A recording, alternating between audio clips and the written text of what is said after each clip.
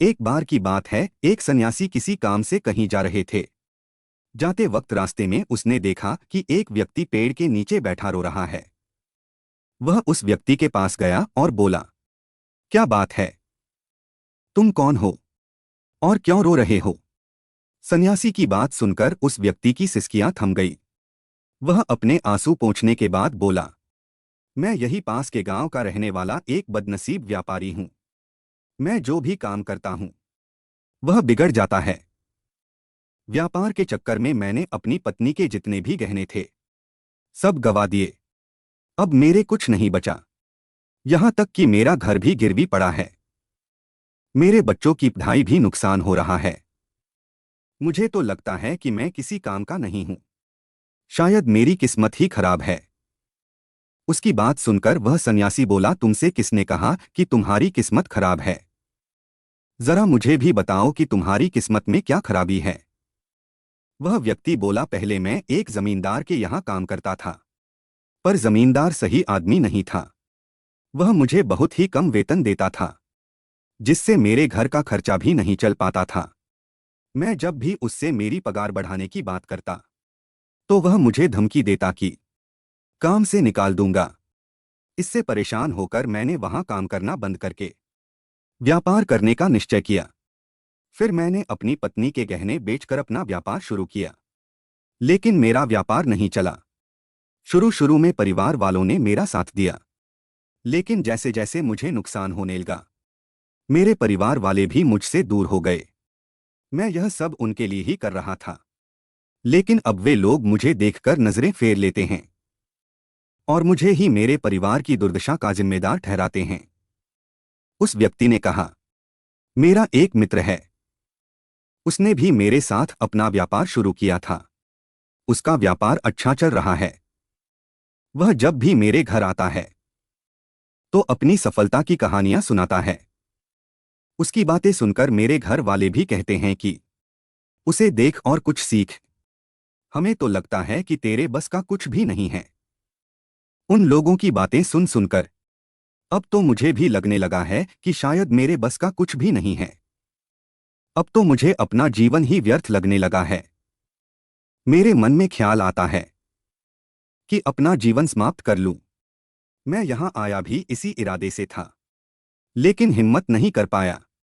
इसीलिए यहां एकांत में बैठा विलाप कर रहा था। एक और मेरा हर काम खराब हो जाता है, दूसरी ओर मेरा मित्र है जो हर समय मुझे नीचा दिखाने का प्रयास करता रहता है। मुझे समझ में ही नहीं आता है कि मैं क्या करूं।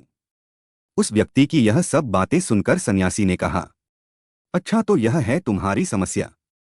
क्या तुम अपने मित्र की बातें सुनकर दुखी हो जाते हो? उसने कहा, हाँ, मैं उसकी बातें सुनकर स्वयं दुखी हो जाता हूं।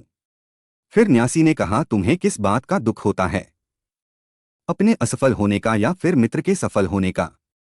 उस सन्यासी का सवाल सुनकर वह व्यक्ति एक पल के लिए सोच में पड़ गया। फिर वह बोला, अगर सच कहूं तो मुझे अपने असफल होने का उतना दुख नहीं होता है जितना कि मित्र के सफल होने का होता है। सन्यासी ने कहा, अर्थात यदि तुम्हारा मित्र असफल हो जाए तो तुम्हें खुशी होगी? वह व्यक्ति बोला, हाँ, मुझे बहुत खुशी होगी। फिर सन्यासी ने कहा, इसका मतलब है कि तुम्हारी खुशी तुम्हारे मित्र पर निर्भर है। अगर वह चाहे तो तुम्हें खुश कर सकता है, और अगर वह चाहे तो तुम्हें दुखी कर सकता है। तुम स्वयं से ना तो खुश हो सकते हो और ना ही दुखी हो सकते हो, अर्थात तुम अपने मित्र के गुलाम हो गए हो, इसलिए तुम्हारा कुछ नहीं हो सकता। उस व्यक्ति ने हाथ जोड़कर कहा, ऐसा ना कहें महाराज, आपकी बातें सुनकर मुझे कुछ आशा बंध रही है। सन्यासी ने कहा, जब हम किसी से आशा बांध लेते हैं तो उस पर निर्भर हो जाते हैं। ऐसे में हमारी खुशी और दुख भी उस पर निर्भर करने लगता है। इससे बेहतर है कि तुम अपने आप से आशा बांधो। जब तुम ऐसा करोगे, साथ ही जतन से काम करोगे, तो तुम्हें सफलता अवश्य प्राप्त होगी। तुम्हें लगता है कि तुम्हारा मित्र तुम्हें दुखी करने आता है, पर अगर ध्यान से देखो तो वह बातें तो सच्ची ही कहता है। वह अपने संघर्ष और अनुभव की बातें बताता है। तुम उन बातों से बहुत कुछ सीख सकते हो। तुम्हें इसके लिए उसका धन्यवाद करना चाहिए। कि तुम्हें घर बैठे कुछ अनुभव मिल रहे हैं। तुम उन अनुभवों का लाभ उठाओ। नई शुरुआत करो। अपना काम करते जाओ। हार मत मानो। एक दिन तुम्हें सफलता अवश्य मिलेगी। आज तुम जिसे अपना बुरा वक्त या बुरी किस्मत कह रहे हो, एक दिन यह बदल जाएगी और इसी के साथ तुम्हारे विचार भी बदल जाएंगे। देखना, जब तुम्हारा अच्छा वक्त शुरू होगा तब तुम्हारा मित्र भी तुम्हें अपनी सफलताओं की कहानियां सुनाना बंद कर देगा। तब वह अपनी असफलताओं की बातें बताएगा ताकि तुम उसकी बातें सुनकर भ्रमित हो जाओ, तुम्हारा हौसला हिल जाए और तुम गलत निर्णय ले सको। लेकिन इस समय भी तुम्हें अपनी बुद्धि का प्रयोग करना होगा। तुम्हारा मित्र जैसे आज तुम्हें दुखी करने आता है, उसी तरह उस समय भी वह तुम्हें दुखी करने आएगा, क्योंकि जिस तरह उसे दुखी देखकर तुम्हें मजा आता है, उसी तरह उसे भी तुम्हें दुखी देखने में उतना ही मजा आता है। और जिस तरह से उसे सुखी देखकर तुम्हें दुख होता है, ठीक उसी प्रकार तुम्हें सुखी देखकर उसे भी दुख होगा। वह व्यक्ति बोला, आपने सही कहा, लेकिन मेरा सबसे बड़ा दुख यह है कि मेरे परिवार के लोग भी इसमें शामिल हैं। वास्तव में मैं तो अपने परिवार के लिए अच्छा करना चाहता था, लेकिन वे लोग भी मेरी बात नहीं समझते हैं। वे भी मुझे गलत कहते हैं और अब तो वे मेरे साथ भी नहीं हैं। सन्यासी ने कहा, मैं सब समझ गया। तुम सांत्वना चाहते हो। वास्तव में इस दुनिया में सभी लोग सांत्वना चाहते हैं। हम चाहते हैं कि हम जब भी कुछ करें तो लोग हमारी प्रशंसा करें, लेकिन आमतौर से ऐसा नहीं होता है। इसलिए हम दुखी हो जाते हैं। हमें लगता है कि हमारे मित्र परिवार वाले सब मतलबी हैं। लेकिन तुम अगर किसी को अपना परिवार मानते हो और उसके लिए कुछ करना भी चाहते हो तो तुम्हें ऐसा क्यों लगता है कि तुम दूसरों के लिए कुछ कर रहे हो? वास्तव में तुम अपनी खुशी के लिए कर रहे हो। इसलिए परिवार के लिए कुछ करना वास्तव में अपने लिए ही करना होता है। लेकिन अगर ऐसा करते समय तुम्हें लगता है कि तुम दूसरों के लिए कर रहे हो तो तुम दुखी रहोगे। और अगर तुम्हें लगता है कि तुम अपने लिए कर रहे हो तो तुम खुश रहोगे, क्योंकि जब तुम अपने लिए कुछ अच्छा करते हो या करना चाहते हो तब तुम्हें सांत्वना की जरूरत नहीं पड़ती है। तब तुम्हें स्वयं अपने अंदर से खुशी मिलेगी। यह बातें सुनकर उस व्यक्ति के चेहरे के भाव बदल गए। वह बोला, आप सही कह रहे हैं। मैं समझ गया हूं। अब तक मेरी किस्मत खराब इसलिए थी क्योंकि वह दूसरों के हाथ में थी। अब मैं अपनी किस्मत को अपने हाथ में रखूंगा। मैं फिर से प्रयत्न करूंगा, पूरे मन से काम करूंगा और जब तक सफलता नहीं मिल जाती चैन से नहीं बैठूंगा। उस व्यक्ति की बात सुनकर वह सन्यासी मुस्कुराने लगा और उसे एक छोटी सी डिबिया देते हुए बोले, इस डिबिया को हमेशा अपने पास रखना।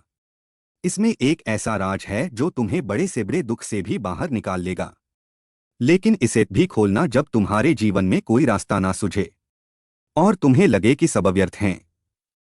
यह दुनिया व्यर्थ है और यहां रहना भी व्यर्थ है। अब वह भूतकाल का रोना छोड़ चुका था। वह अपने भविष्य की भी चिंता नहीं करता था, बस अपने वर्तमान को संवारने में लगा रहता था। और जो कुछ भी वह करता था वह अपने लिए करता था, अपनों के लिए करता था। इसलिए वह प्रसन्न था। उसके जीवन में अब कोई दुख नहीं था। लेकिन कहते हैं ना कि वक्त हमेशा एक जैसा नहीं रहता है, वह बदलता रहता है। उसके जीवन में भी बदलाव आया। उसके इस अपार सफलता से उसके चर्चे चारों तरफ होने लगे। उसके आसपास के लोग उससे जलने लगे। एक रात उसके घर पर कुछ डाकुओं ने डाका डाला। उन्होंने उस व्यापारी का सारा धन लूट लिया। उसके घर में आग लगा दी। जान बचाने के लिए उसे अपने परिवार के साथ वहां से भाग पड़ा। वह व्यक्ति अपने परिवार के साथ कई दिनों तक इधर उधर भटकता रहा। वह दाने दने को मोहताज हो गया। उसका बच्चा बीमार हो गया। इलाज के अभाव में वह तड़पने लगा। यह देखकर उसका हृदय दुखी हो गया। वह सोच रहा था कि वह कैसे अपने बच्चे का इलाज कराए। उसके पास तो खाने के लिए भी पैसे नहीं थे। ऐसे में उसे एक बार फिर निराशा ने घेर लिया। उसे लगने लगा कि उसका जीवन व्यर्थ है। सारी दुनिया व्यर्थ है। किसी भी बात का कोई मतलब नहीं है।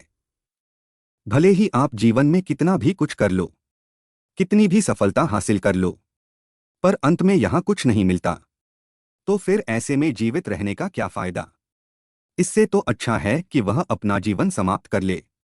लेकिन तभी उसके दिमाग में उस सन्यासी की दी हुई डिबिया याद आई, जो हमेशा वह अपने पास रखता था। उसने उत्सुकतावश उसे खोला। डिबिया के भीतर एक पर्ची रखी हुई थी। पर्ची पर कुछ लिखा हुआ था। उसे पढ़कर उसकी आंखों के आगे छाया निराशा का अंधेरा छट गया और वह मुस्कुराने लगा। पर्ची पर लिखा हुआ था, यह समय भी बीत जाएगा। उस पर्ची को पढ़कर उस व्यक्ति के अंदर से फिर से एक नई उम्मीद जगी और वह एक नई शुरुआत के लिए उठ खड़ा हुआ। दोस्तों, अगर आप भी ऐसी ही परिस्थिति से गुजर रहे हैं तो निराश ना हो। अपने अतीत पर शोक ना करें, ना ही भविष्य की चिंता करें। अपने वर्तमान में जिए और उसे बेहतर बनाने के लिए सच्चे मन से प्रयत्न करें। आपके भी जीवन की एक नई शुरुआत जरूर होगी। तो दोस्तों, अगर आपको यह कहानी अच्छी लगी तो इसे लाइक करें और हमारे इस चैनल को सब्सक्राइब जरूर करें, ताकि आगे भी आपके लिए ऐसे ही प्रेरणादायक कहानियां लेकर आते रहे। आज के लिए बस इतना ही। फिर मिलूंगा ऐसे ही एक और कहानी के साथ। तब तक के लिए धन्यवाद।